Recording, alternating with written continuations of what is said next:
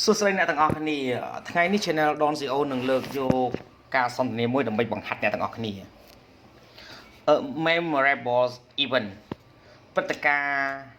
ដែលគួរឲ្យចងចាំ How many events have you joined this year? What were they about? តើមានព្រឹត្តិការណ៍ប៉ុន្មានដែលអ្នកបានចូលរួមនៅឆ្នាំនេះតើពួកវានិយាយអំពីអ្វី I have joined more than 10 events so far, most of which was about education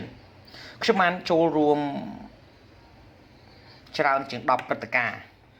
ភាគច្រើនក្នុងចំណោមពួកវាគឺអំពីការអប់រំ What was your most memorable event តើព្រឹត្តិការណ៍អ្វីដែលអ្នកចងចាំជាងគេបំផុត The most memorable for me was an international study conference in which I was introduced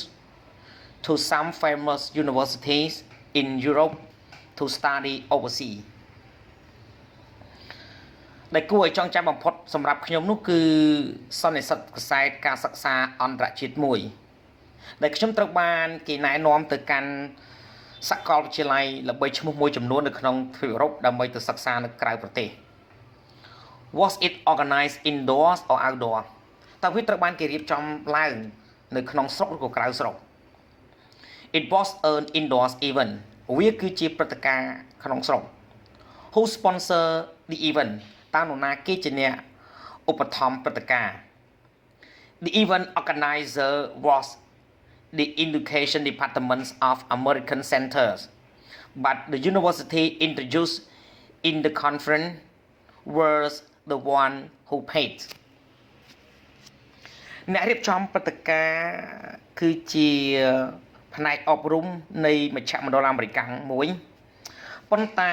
សាកលវិទ្យាល័យដែលបានណែនាំនៅក្នុងសន្និសីទកសែតគឺជាអ្នកចេញលុយ Who went to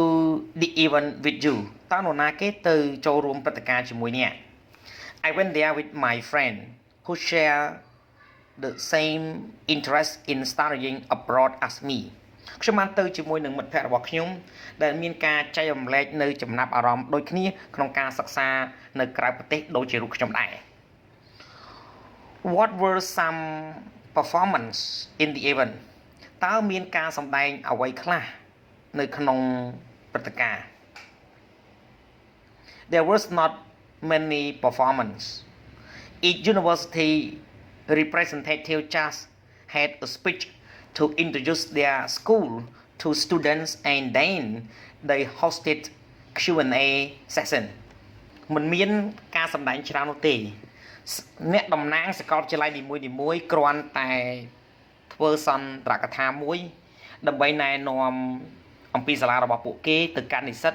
ហើយបន្ទាប់មកពួកគេសួរសំណួរនឹងចម្លើយ Was the event soon on TV តើព្រឹត្តិការណ៍ត្រូវបានគេចាក់ផ្សាយតាមទូរទស្សន៍ទេ The event wasn't aired but there were television advertisement for it មិនមានការចាក់ផ្សាយតាមទូរទស្សន៍ទេប៉ុន្តែទូរទស្សន៍បានផ្សព្វផ្សាយឲ្យវា How would someone market an event តើនរណាម្នាក់ធ្វើទីផ្សារនៃព្រឹត្តិការណ៍ដោយរបៀបណា Taking advantage of social media is a smart way to promote an event ការជ្រើសយកការផ្សព្វផ្សាយតាមប្រព័ន្ធផ្សព្វផ្សាយសង្គមគឺជាវិធីដ៏ឆ្លាតវៃដើម្បីផ្សព្វផ្សាយនៅព្រឹត្តិការណ៍សូមអរគុណសម្រាប់ការទស្សនាវីដេអូសូមជួយចុច Subscribe Like Share និងរូបកណ្ដឹងទៅកាន់ Channel Don CEO ដើម្បីទទួលបានវីដេអូថ្មីៗសូមអរគុណ